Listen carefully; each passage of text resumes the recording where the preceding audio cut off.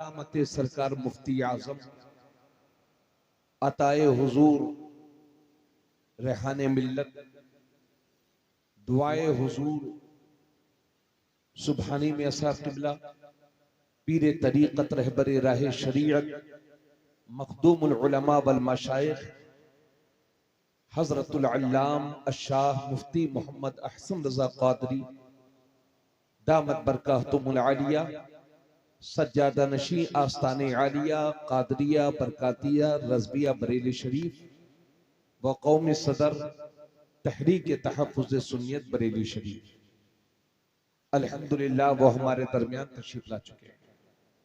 मैं चाह रहा था कि हजरत की मौजूदगी में मैं कुछ तकरीर कर लूँ, जो बाकी रहे वो कुछ बातें हजरत की मौजूदगी में कह दूंगा, मगर आप हजरात ने पूरा वक्त नादखा हजरात को सौंप दिया और जब हजरत तशरीफ लाए तभी मेरी तकरीर भी शुरू हुई। खैर, हजरत के कदमों में बैठ करके चंद बातें भी इंशाअल्लाह आपके दिलों तक पहुंचेंगी। हजरत जिस खानदान से ताल्लुक रखते हैं, मैं कभी कभार कहा करता हूं कि सादात किराम की आजमत हमारे सरों का ताज है। सादात किराम हमारे लिए बाइस खैर बरकत है और उनके कदमों के जर्रात हमारे सरों के ताज है। अल्लाह ने पिछली 2 सदी में जो इज्जत इस बर्रे सगीर में हिंदुस्तान में अल्लाह ने जो इज्जत आला हजरत के खानदान को अता फरमाई है, वो किसी और खानदान को नसीब न हो सके। अल्लाह का शुक्र है, जब दिन गुजरते हैं तो शख्सियतों के जिक्र कम हो जाते हैं, लेकिन ये 14वीं सदी का मुजद्दिद है कि जैसे जैसे वक्त गुजर रहा है, इमाम अहमद रजा की अजमतों के गुण गाए जा रहे हैं और इंशाअल्लाह ये सुबह क़यामत तक ये सिलसिला रहेगा। इसलिए कि आला हजरत पर हमारी नस्लें कुर्बान, हमारे आबा जदाद कुर्बान। मेरे उस्ताद कहा करते थे कि अगर हमें आला हजरत न मिलते तो मालूम नहीं हमारा ईमान भी महफूज रह पाता कि नहीं। एहसान है उस अजीम मुजद्दिद का कि, और आपके लिए बरेली वालों, आपके लिए तो बड़ी खुशनसीबी की बात है कि आपके जिले में रहते आला हजरत, है ना जी। जब कहीं बाहर जाया करो तो बताया करो बरेली शरीफ, बरेली नहीं बरेली शरीफ, और साथ में नाम में रजा भी लगाया करो, चाहे आप जिससे मुरीद हो लेकिन रजा भी लगाया करो। यह आपकी पहचान होनी चाहिए, आज के दौर में बहुत ज्यादा जरूरी है। हजरात, चंद बातें अर्ज कर रहा हूँ हुजूर साहिब सज्जादा की मौजूदगी में, चूंकि वक्त हजरत का बहुत कीमती है। हम लोग तो कितना भी वक्त हमारे पास है, लेकिन हजरत के पास हमारे बराबर वक्त नहीं है। अल्लाह ने हजरत को बहुत सारी मसरूफियात अता फरमाई हैं। अल्लाह पाक हजरत की उम्र में खूब खूब बरकत अता फरमाए। इजाजत है मैं अर्ज करूं, सुनिए तवज्जो से। अल्लाह रब्बुल इज्जत कुरान में फरमाता है, या अय्युहल्लज़ीना आमनू अतीउल्लाह व अतीउर रसूल व उलिल अम्रि मिनकुम। ए ईमान वालो, अल्लाह की फर्मा बरदारी करो, रसूलुल्लाह की फर्मा बरदारी करो, और तुम में जो उलुल अम्र हैं उनकी फर्मा बरदारी करो। अल्लाह की फर्मा बरदारी करो, बात समझ में आती है। रसूलुल्लाह की फर्मा बरदारी करो, ये भी समझ में आता है। लेकिन उलुल अम्र कौन लोग होते हैं? अगर मैं इसकी तफसीर करूं तो बहुत ज्यादा वक्त चाहिए और मैं ऐसा मुफस्सिर भी नहीं कि तफसीर का हक अदा कर सकूं। लिहाजा मेरे जहन में इस वक्त इमाम राजी का एक कौल गर्दिश कर रहा है। इमाम राजी फरमाते हैं, उलुल अम्र से मुराद उलमाए किराम, अहले सुन्नत वल जमात के उलमा हैं।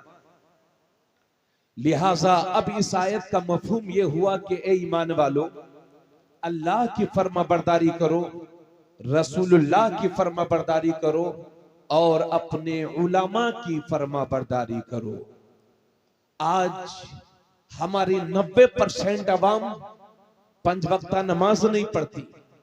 उसकी वजह यह है कि ना तो हमने अल्लाह का कहा माना, ना रसूलुल्लाह का कहा माना, और ना हमने उलमा की सोहबत इख्तियार की कि जिनकी सोहबत हमें अल्लाह का मुती व फर्मा बरदार बना दे। आज 25 से 30% हमारे नौजवान शराब और नशे के आदी हो चुके हैं। आज हमारे नौजवान अपने माँ चार चार दोस्तों को तो खिला पिला रहे हैं, लेकिन बूढ़ा बाप 50 रुपए की दवाई के लिए तरस जा रहा है। यह है हमारे मुआशरे की सच्चाई। जिन शादियों को इस्लाम ने निहायत आसान बनाया था, उन शादियों को हमने अपनी फजूल खर्चियों से अपनी कौम के लिए सबसे बड़ा बोझ बना दिया है। जिन बेटियों को अल्लाह ने रहमत बना करके भेजा था, हमने उन बेटियों को समाज और गलत रस्मों की वजह से अपनी कौम के लिए सहमत बना दिया है। आज हमारी शादियों में बढ़ते हुए डीजे बाजे, जिसके खिलाफ हुजूर साहिब सज्जादा ने कई साल से मिशन छेड़े रखा है, मगर ये मेरी कौम है मानने के लिए तैयार नहीं। अरे हमारा तुम्हारा तो पहले ही से बैंड बाजा बजा पड़ा है, अब किस बात के लिए बैंड बाजा बजाते हो? शर्मो हया कुछ बाकी है कि नहीं? अल्लाह रहम फरमाए हमारी कौम पर। पूरी कौम की इज्जत व आबरू को लोग नीलाम करने की कोशिश कर रहे हैं, और ये हमारी कौम मुस्लिम डीजे और बैंड बाजे में लगी हुई है। आज हमारे बच्चे को यह भी पता नहीं है कि नमाज में क्या पढ़ा जाता है, न नमाज पूरी याद है, न रोजे के मसाइल याद है, न ज़कात के बारे में नॉलेज है। और अगर फिल्मी एक्टर के बारे में इनसे पूछ लो तो उसके दादा की भी हिस्ट्री बताने के लिए हमारा नौजवान तैयार है। ये सारी खराबियां इस वजह से हैं कि हमने अपने उलमा से दूरी बना रखी है। हजरात, इसलिए हमें चाहिए कि हम उलमा की सुहबत इख्तियार करें, ताकि हमारे अमाल भी अच्छे हो, हमारा अकीदा भी महफूज रहे और हमारे अमाल भी अच्छे हो।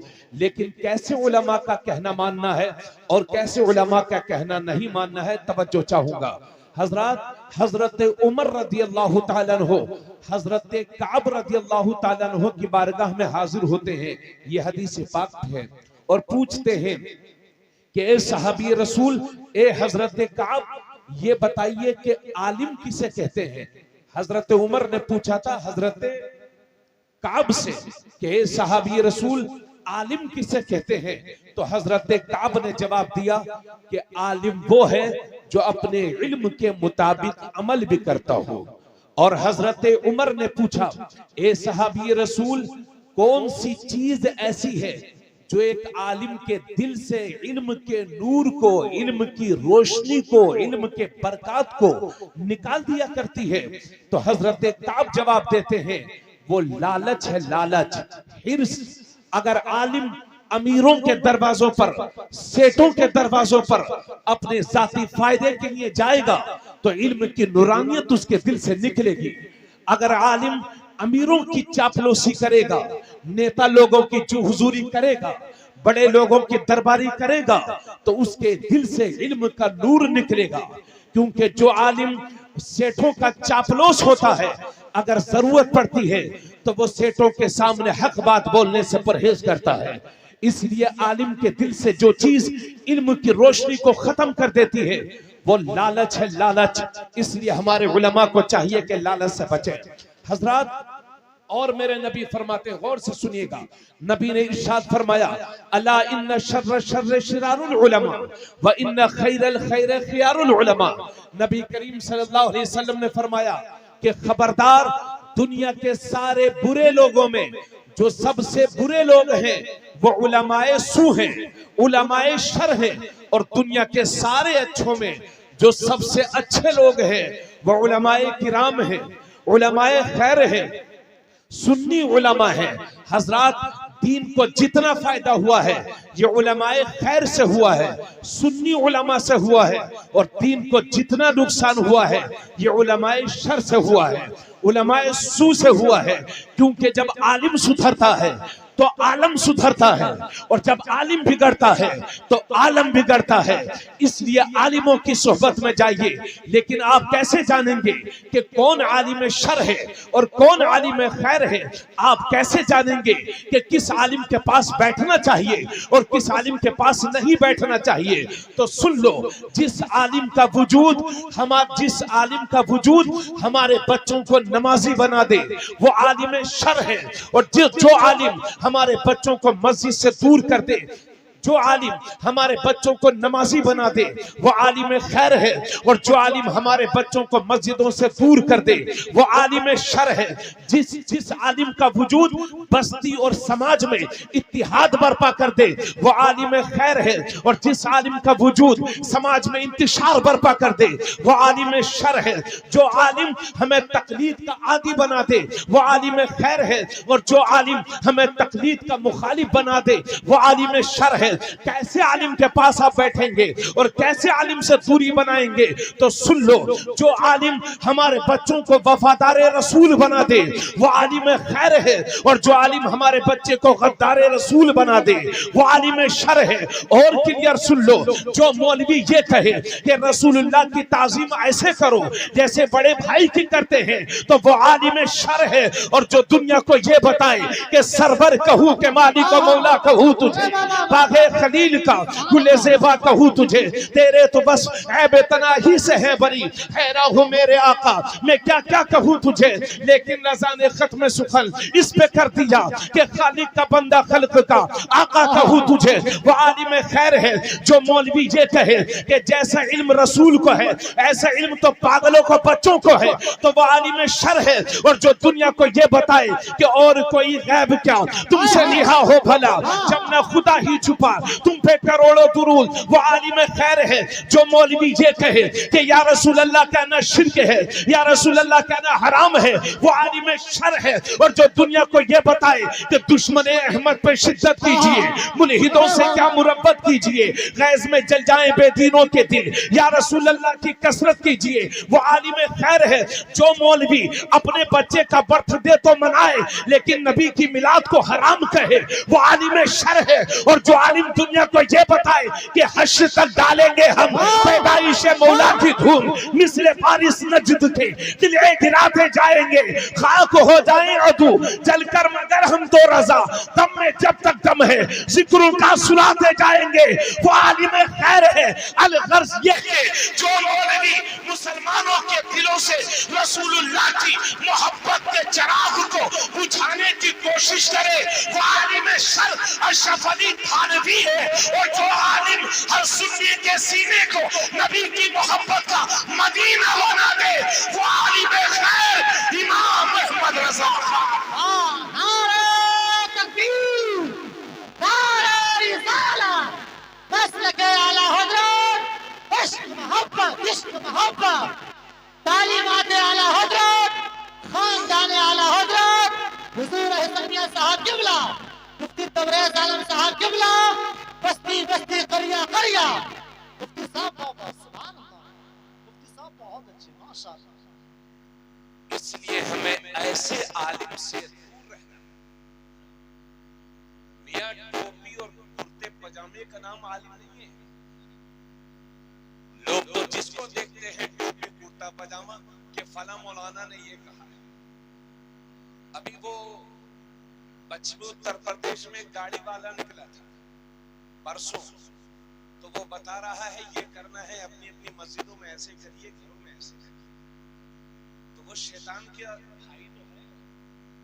बोलो ऐसे आलिमों के पास बैठोगे? बोलो बोलो जी। इन्हें कहते हैं, इस ऐसे आलिम को कहते हैं आलिम शर। हमें उलमाए खैर, और अल्लाह ने भारत के मुसलमानों के लिए आलिम खैर की शक्ल में जो सबसे बड़ी नेमत पिछली एक सदी पहले अता फरमाई है वो है सुन्नी मुसलमानों के लिए इमाम अहमद रजा की ज़ात। जरा जोर से बोलो। मैं इसलिए कह रहा हूं अहले सुन्नत वल जमात के रास्ते पर चलिए। ये देखिए मेरे हाथ में 10 का नोट है, जल्दी जल्दी सुनते रहिए। ये देखिए मेरे हाथ में 10 का नोट है, इसमें बना है एक बना है ना, उसके बाद 0, कितना हो गया? 10। बोलते रहिएगा। 1 0 और लगा दीजिए, कितना बना? 1 0 और लगाइए, कितना बना? 1 0 और लगा दीजिए, कितना बना? 1 0 और लगा दीजिए, कितना बना? यानी इस एक पर 1 0 लगा दो तो 10 रुपया, 2 0 लगाइए 100 रुपया, 3 0 लगाइए 1000 रुपया, 4 0 लगाइए 10,000 रुपया, 5 0 लगाइए 1 लाख रुपया। 0 बढ़ाते रहे। कीमत बढ़ती रहेगी। अब एक काम करिए, इस एक को हटा दीजिए, अब बताइए कितना बचा। 0 0 0 0 0, चाहे पीलीभीत तक 0 लगाओ फिर भी 0, चाहे बहेड़ी तक 0 लगाओ फिर भी 0, चाहे शाहजहांपुर तक 0 लगाओ फिर भी 0, चाहे रामपुर तक 0 लगाओ फिर भी 0, क्योंकि इन 0 की कीमत इसी इकाई के साथ है। अगर इकाई है तो 10 है, इकाई है तो 100 है, इकाई है तो 1000 है, इकाई है तो 10,000 है, इकाई है तो 1 लाख है। मुझे कहने नहीं दीजिए, गोया इस छोटी सी मिसाल से समझ लीजिए, गोया के इसी इकाई की तरह हमारा ईमान है। अगर ईमान है तो नमाज कबूल है, अगर ईमान है तो रोजा कबूल है, अगर ईमान है तो हज कबूल है, अगर ईमान है तो ज़कात कबूल है, अगर ईमान है तो सब कुछ कबूल है, वरना सब कुछ फजूल है। उसी ईमान पर पहरा दिया है इमाम अहमद रजा। जरा थोड़ा सा बोलते रहिए। हजरत, आज हमारे लिए 2 तरफ से चैलेंज है, एक खुले हुए से, छुपे हुए से। बस समझते रहिए और कोड नंबर समझने की आदतें डाल लीजिए। एक खुले से बचना है, एक छुपे से बचना है। जहां हमको अपने बच्चों के बदअकीदों से, अपने बच्चों के ईमान की हिफाजत जरूरी है, वहां कुफ्र और शिर्क से भी अपने बच्चों को हमें बचाना है। मैं इसलिए कह रहा हूं ये सारी बातें। अभी मुसलमानों के हाल देख लीजिए, माफ करिएगा मुझे, लेकिन अगर मेरी बातें सच लगेंगी तो जरा हामी भर दीजिएगा। जब हमारा बच्चा 10 साल का हुआ तो हमने उसे 100 रुपए दे दिए, जाओ बेटे बालों को जाकर के कलर करवा। अब अल्लाह ने अच्छे खासे बाल बनाए हैं, अब ये नीले करवा रहा है, हरे करवा रहा है, पीले करवा रहा है। जब 13 साल का हुआ तो दादी दुआ करते करते दुनिया से चली गई, अल्लाह मुझे पोता दे देना। और जब ये पोता हुआ तो काने छिपा के दुनिया पहन के पोती बनने की कोशिश कर रहा है। सुभान अल्लाह मत कहो, माज़अल्लाह कहो। ये रोने का मकान है मियां। 15 साल का हुआ हमारा बच्चा तो हमने 50,000 रुपए का मोबाइल लेकर के उसको लफंगा बनने पर मजबूर किया है। हमने 18 साल का हुआ तो 1 लाख रुपए की बाइक खरीद दी। बाप बेचारा विदेशों से, दिल्ली से, मुंबई से नाश्ते का पैसा काट काट करके, अपने अखराजात काट काट करके अपने घर भेज रहा ताकि मेरा बच्चा खुशहाल जिंदगी गुजार सके। मगर ये 1 लाख की मोटरसाइकिल पर बैठा हुआ नौजवान जेब में 50,000 रुपए का मोबाइल रखा हुआ है, कानों में लीड लगी हुई है, कभी बाल इधर लहराते हैं कभी उधर लहराते हैं। न छोटे का न छोटे पर शफकत का पता है, न बड़े का अदब पता है, न माँ बाप का एहतराम जानता है, न उलमा की इज्जत जानता है, न किसी को दुआ सलाम जानता है। ऐसा लगता ही नहीं है किसी मुसलमान का बच्चा है। फजा में तुम हो नसारा तो तमद्दुन में हुनूद, ये मुसलमान है कि जिन्हें देख के शर्माए यहूद। आज जो हमारी हालत हो गई है मुसलमानों के बच्चों की, शर्म नाम की कोई चीज नहीं है। और ईमान की कमजोरी का आलम यह है कि कोई हाथ में कड़ा पहने घूम रहा है, कोई गले में जंजीर पहने घूम रहा है, कोई हाथ में लाल धागा पहने घूम रहा है, और नामों में भी खपला। नाम है अब्दुल्ला। हमने पूछा भाई साहब आपका नाम क्या है? बोले हजरत लोग मुझे प्यार से राजू कहते हैं। एक साहब का नाम अली है। हमने पूछा भाई साहब आपका क्या नाम है? हजरत लोग मुझे गुड्डू कहते हैं। एक साहब का नाम हसन है। हमने कहा भाई साहब आपका क्या नाम है? हजरत लोग मुझे प्यार से जो है वो हुसैन, प्यार से मुझे पप्पू कहते हैं। भाई साहब आपका क्या नाम है? नाम है उनका अहमद। हमने कहा आपका क्या नाम है? हजरत लोग मुझे राजू कहते हैं। आपका क्या नाम है भाई साहब? उनका नाम है अब्दुल कादिर। हमने कहा आपका क्या नाम? हजरत मेरा नाम वो मुन्ना है। मैं कब तक मुन्ना बाबू गुड्डू शानो मुन्नू मुन्ना राजू चक्कर में लगे रहोगे। यानी दो दो नाम इसलिए रख रखे हैं ताकि जरूरत पड़े तो मुस्लिम नाम छुपाया जाए माशाअल्लाह, और ऐसा नाम बता दिया जाए कि जिससे हमारी जान बच जाए। अगर इस तरह के मुसलमान हो तो सिर्फ गोश्तखोर मुसलमान तो हो सकते हो, ईमान की लज्जत पाने वाले मुसलमान नहीं हो सकते। अगर तेरे बाप ने तेरा नाम मोहम्मद रखा है तो 1 लाख बुत परस्तों में भी खड़े हो और कोई पूछे तेरा नाम क्या है तो शान से बताया कर मेरे बाप ने मेरा नाम मोहम्मद रखा है, उसमें के मुसलमान बनो। ईमान को छुपाए छुपाए ना फिरो। तुम्हारे चेहरे से पता चलना चाहिए ये नबी का गुलाम है, तुम्हारी अदाओं से पता चलना चाहिए ये गरीब नवाज का गुलाम है, तुम्हारे अंदाज से पता चलना चाहिए ये आला हजरत का मानने वाला है। और सुनिए, तवज्जो है ना आप लोगों की। और हजरत, ईमान की कमजोरी का आलम यह है कि डबल डबल नाम रख रखे हैं। अब कोई हाथ में कड़ा पहने घूम रहा है। भाई, भारत का संविधान हर कौम को अपने मजहब की रोशनी में जिंदगी गुजारने का हक देता है। भारत का संविधान ये कहता है, तो अगर किसी के मजहब में कड़ा पहनना जायज हो तो वो पहने, किसी के यहाँ जायज हो तो वो पहने, वो उसकी अपनी मर्जी है। लेकिन इस्लाम में इसका ये कड़ा जो पहनते हैं ये हराम है, क्योंकि कड़ा पहनने वाले के जो कड़ा पहनता है कहीं ना कहीं ऐसा लगता है कि शायद ये मुसलमान नहीं है।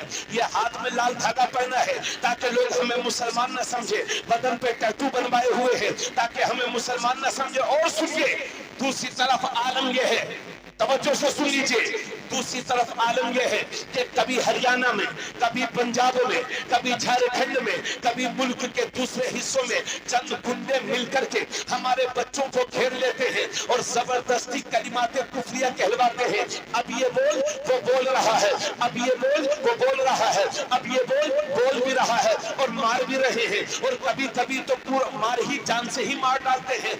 हर 6 महीने साल में मॉब लिंचिंग चंद मुसलमानों की इस मुल्क के अंदर हो ही जाती है और जबरदस्ती कलिमाते कुफरिया कहलवाए जाते हैं मुसलमानों के बच्चों से। ए मेरी कौम के जिम्मेदारों, ए मेरी कौम के नौजवानों, तुम्हें अल्लाह और उसके रसूल का वास्ता देता हूँ, खुदारा जिंदगी की आखिरी सांस तक अपनी जबान पर कलिमाते कुफ्र ना लाना।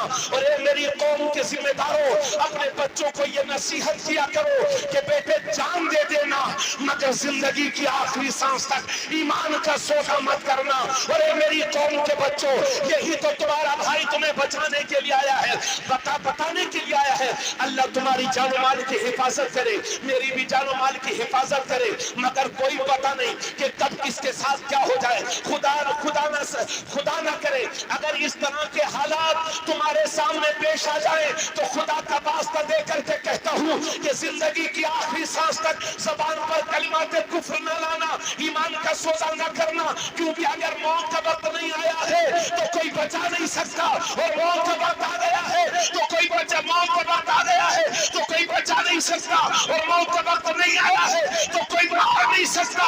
मगर जिंदगी की आखिरी सांस तक ला इलाहा इल्लल्लाह बोलते रहना, क्योंकि इसी हालत में अगर मर भी जाओगे तो शहीद कहलाओगे और बच जाओगे तो गाजी कहलाओगे।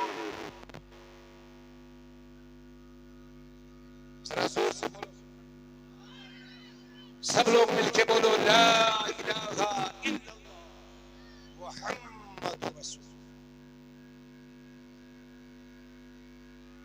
बस देखिए हजरत बैठे मसला सुन लो मेरी माँ बहनों, आप भी सुनना। अगर इधर सुनिएगा, बस बहुत जल्दी खत्म करता हूं, परेशान ना हो। अगर जान का खतरा हो और आपसे कोई कलिमाते कुफरिया कहलवाए, यानी ऐसे नारे लगवाए जिसको बोलना कुफ्र है, और आपको लगता है कि हम नहीं बोलेंगे तो जान का खतरा है, तो अपनी जान बचा लेने के लिए जबान से कलिमाते कुफ्र कहना लेकिन दिल में बुरा जानना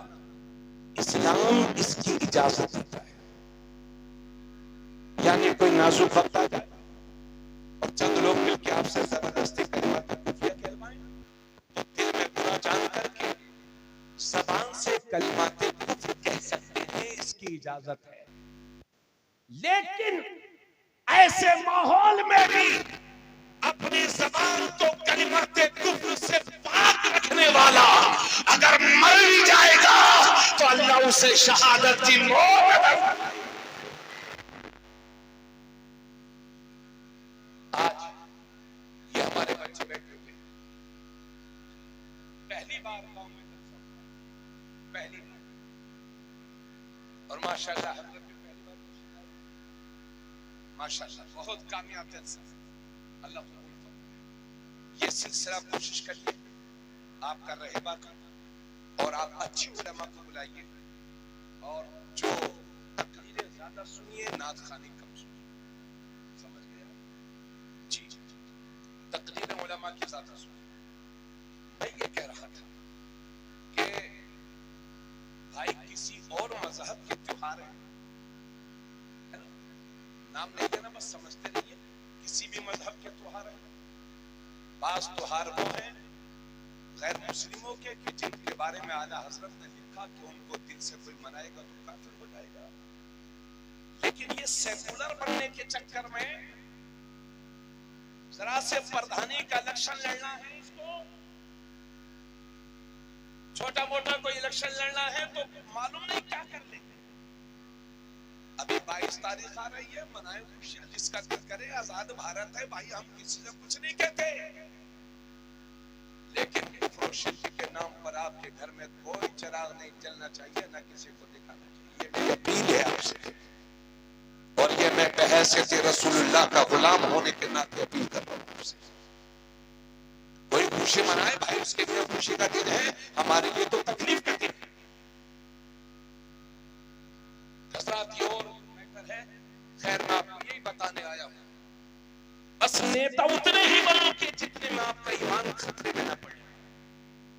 घर टूट जाएगा दोबारा बना लोगे, बाइक हो जाएगी दोबारा खरीद लोगे, मोबाइल टूट जाएगा दोबारा खरीद लोगे, लेकिन ईमान दिल से निकल गया तो फिर कुत्ते से बदतर जिंदगी बन गई। कुत्ते से बदतर जिंदगी, कुत्ते की अपनी जिंदगी होती है, वो हैवान है, उसके बारे में हमें कबूल नहीं करना, लेकिन जिंदत की जिंदगी जिएगा वो जिसके हाथ से ईमान की दौलत चली जाएगी। इसलिए मेरी कौम के बच्चों, खुदारा जिंदगी की आखिरी सांस तक अपने ईमान की हिफाजत करना, वहाबियों से भी बचो और मुश्रिकीन से भी बचो।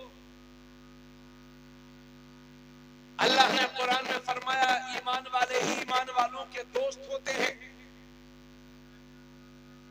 मगर हमारी कमजोरी का आलम यह है कि अगर 4 दोस्त मुसलमान हैं तो उसको शान को नहीं बयान करेंगे, और एक पांडे की दोस्त है, अरे मेरे फला भी दोस्त है, फला जी दोस्त है, ये दोस्त, ये ईमान की कमजोरी की अलामत है। आप हिंदुस्तान में, हमारा मुल्क संविधान से चलता है और हम लोग इस मुल्क के रिहायशी हैं, हमारे ख्वाजा ने इस मुल्क को कबूल किया है, आला हजरत इस मुल्क में रहे हैं, और आला हजरत ने फतवा रज़्म शरीफ में इस मुल्क को दारुल इस्लाम लिखा है। आप अपने मजहब की रोशनी में अपने काम करें, खरीदो फरोख्त सबसे जायज है, खैर खैरियत ये इंसानियत के नाते सबसे जायज है, लेकिन फिर भी मोहब्बत सिर्फ ईमान वालों से होनी चाहिए। बोलो मैं बात गलत कर रहा हूँ, सही कर रहा हूँ? आपके गांव में माशाल्लाह 80-90 घर मुसलमानों के हैं और गैर मुस्लिमों के भी हैं, दूसरे धर्म के लोगों के भी हैं, गांव में कभी लड़ाई नहीं होती, अच्छी बात है, एक दूसरे के सुख दुख में शरीक रहते हैं, अच्छी बात है। लेकिन जहां तक शरीयत इजाजत है, आप वहीं तक अपने अमल को कर लें। हजरत गिरामी, मैं आपसे नौजवानों से खास तौर से यह अपील करूंगा कि मियां, आज हमारी बदआमालियां देख करके दूसरी कौमें इतनी बदजन हो गई है कि वो ना हमारे कुरान को पढ़ती है, ना हमारी हदीस को पढ़ती है। बोलो, एक जमाना वो था कि लोग दाढ़ियों वालों से सौदा खरीदते थे,